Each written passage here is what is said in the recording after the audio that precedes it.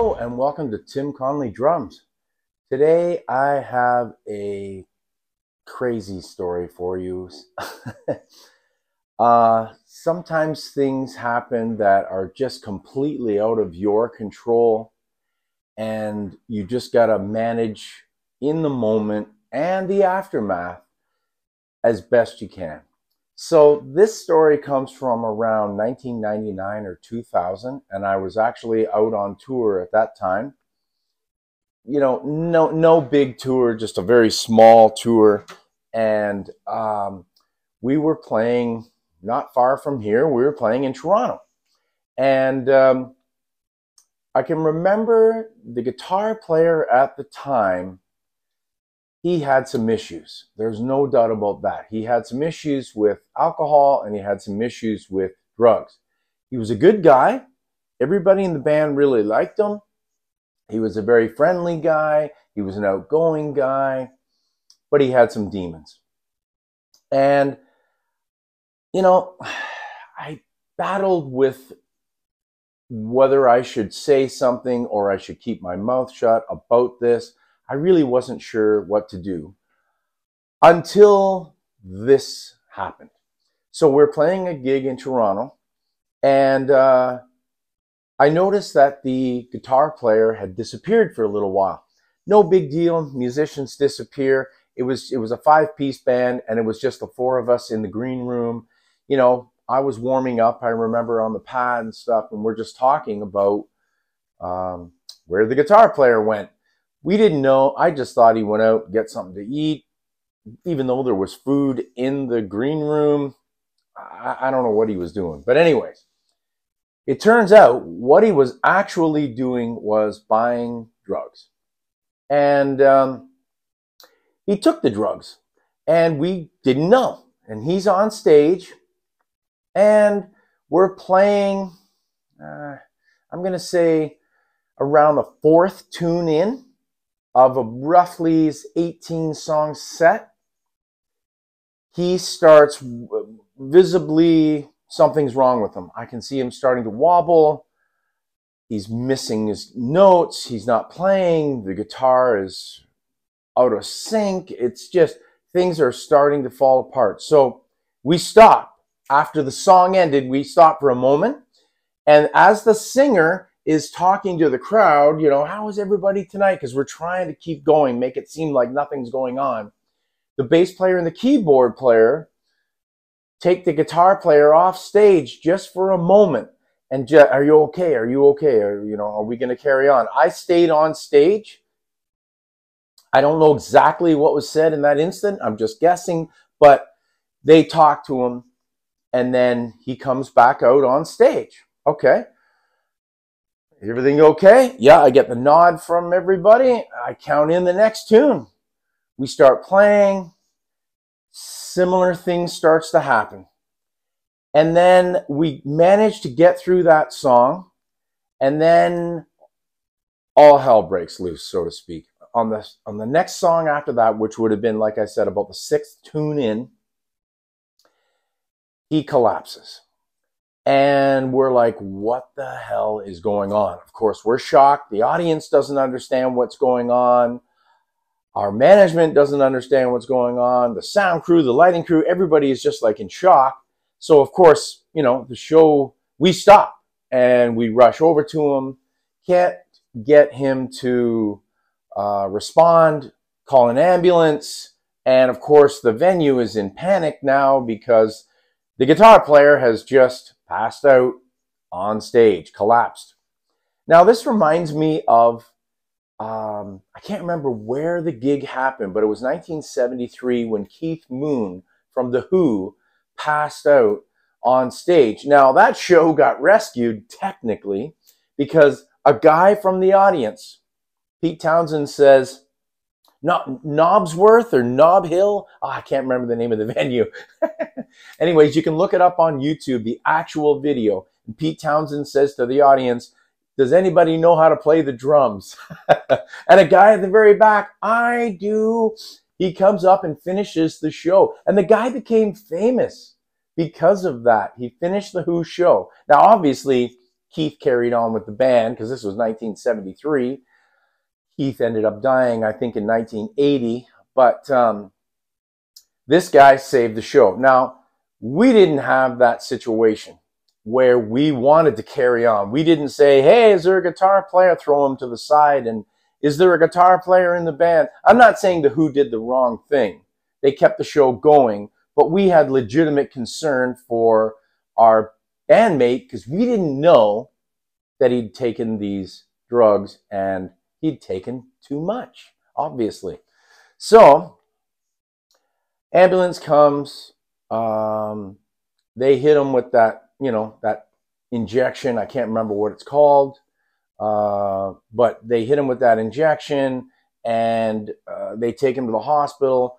We find out the next day because the show is over, and that show obviously did not go well. The owners were not happy. Our promoter not happy. Management not happy. It was a nightmare, to say the least, dealing with the aftermath of a lost show. We didn't get paid. They refused to pay us.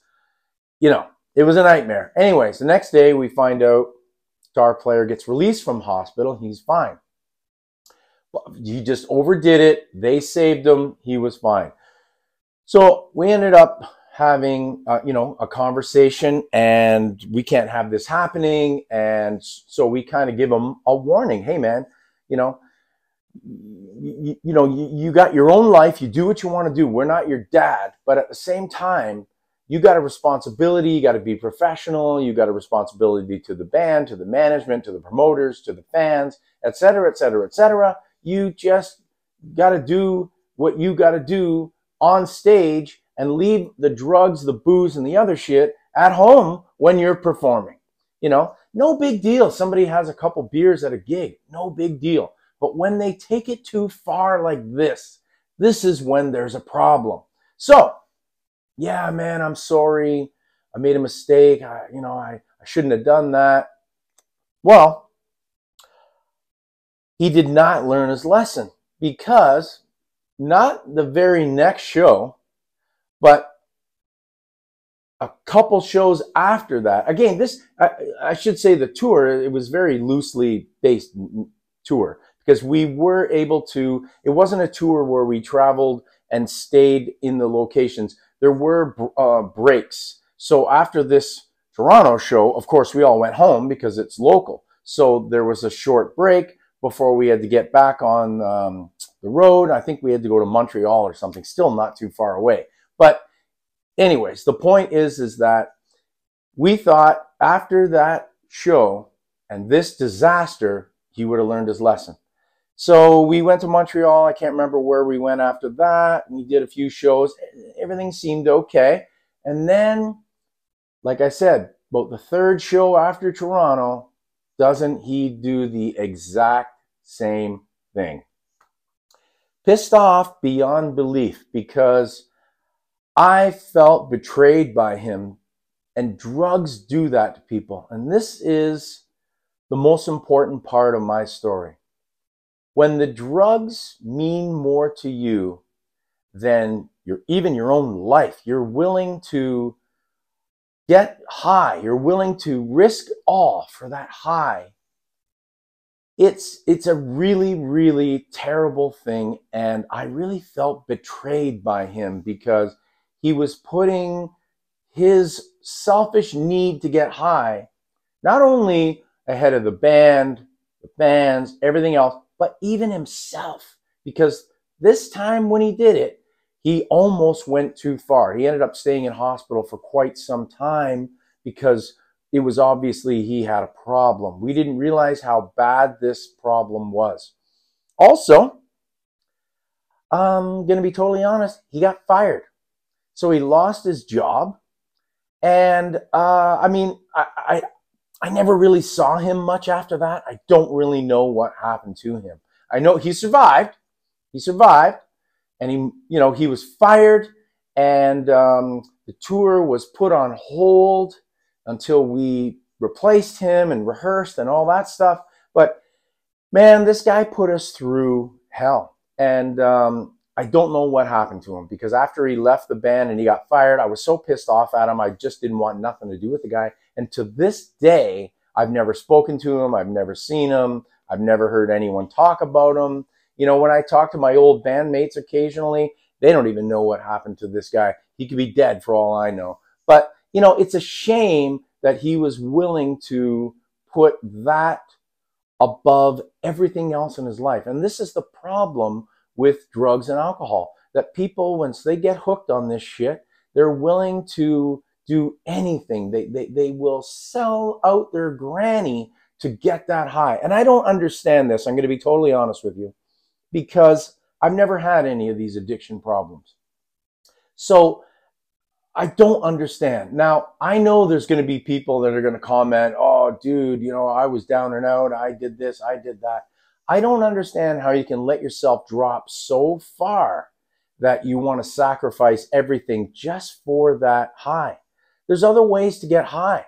My way of getting high is the performance, being on stage, seeing the crowd cheering, seeing my bandmates. Yeah, man, we're in the moment, you know, in that moment of joy, of creating music, of playing your instrument and doing what you love. The joy that I get from those moments outweighs any drug that I'll ever take.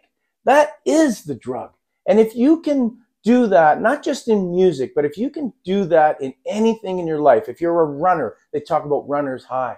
If you're a swimmer, like my two kids are swimmers, competitive swimmers, there's a high that's involved in racing when they compete. So if you can turn your desire for that high, that adrenaline rush, if you can turn that into a positive thing, playing an instrument, participating in sports, just going out and jogging for your own health, you know, whatever it is, whatever that thing is, if you can turn that thing into your drug and your alcohol, man, then you're doing well. You've made it. You've made it. I told one of my students yesterday, I said, guess what? They pay me to do this. I get paid to play drums. I get paid to teach. What a joy it is. And I said to her, don't tell them that I would do this for free. Really, I wouldn't, but I mean, I would still play drums. I mean, I'm playing drums all the time and not getting paid. I mean, every time I'm practicing and whatever, you know, and I've taught lots of lessons when I was younger, and I never got paid because I wasn't professional at the time. And I was just, hey, Tim, can you show me how to do something on the drums? Yeah, sure, man. You know, it's just a fun thing. So I get a lot of joy out of teaching and playing and whatnot. And I wish that others could share that joy with me. So even though this is a bit of a down and out story, the end of this story is positive. Turn to music. Turn to what you enjoy doing instead of turning to alcohol and drugs to uplift you. I can remember when my mother passed away in 2003, you know, I can remember the shows that I did after she passed. I can remember dedicating those shows to her, you know, and I can remember turning her death, which was horrible, and I was devastated, and I still think about her every day. I turned her death, instead of turning to booze and drugs, I was playing on the drums, and that's the way she would want it. My mom was so proud of me when she would see me playing drums. She was just like, wow, man, he's in his element, he's doing his thing. And it was a joy, an absolute joy to play, and your mother think, wow, I'm so proud of that boy. So that's what I get out of it. I get out of that incredible high. So I don't need drugs. I don't need alcohol. I just need the joy of playing the instrument, you know? Anyways, I want to thank you guys for tuning in. Up and down this story a little bit. But hey, that's life. That's life. Sometimes these stories, they've got bad things in them. They got good things in them. And I'm really hoping that in this story, you guys got a message. And that I can uplift anyone out there to throw that bottle away, throw those needles away, throw those pills away, and turn to music or something else that you love. All right. Thanks a lot for joining me today. And as always, keep drumming. See ya. Guys, I just want to take a moment to wish my drum idol, my favorite drummer of all time, the Professor Neil Peart, a happy birthday, September 12th, 1952. We lost Neil January 7th, 2020. It was a devastating moment when I found out about Neil's death. But today is Neil's birthday, and I'm going to celebrate it by listening to a lot of Rush today. And I hope you guys also can celebrate Neil's birthday. He was a blessing and an amazing drummer. I had the privilege of meeting him a couple times, and I met his parents once. And those are stories for another day. But happy birthday, Neil.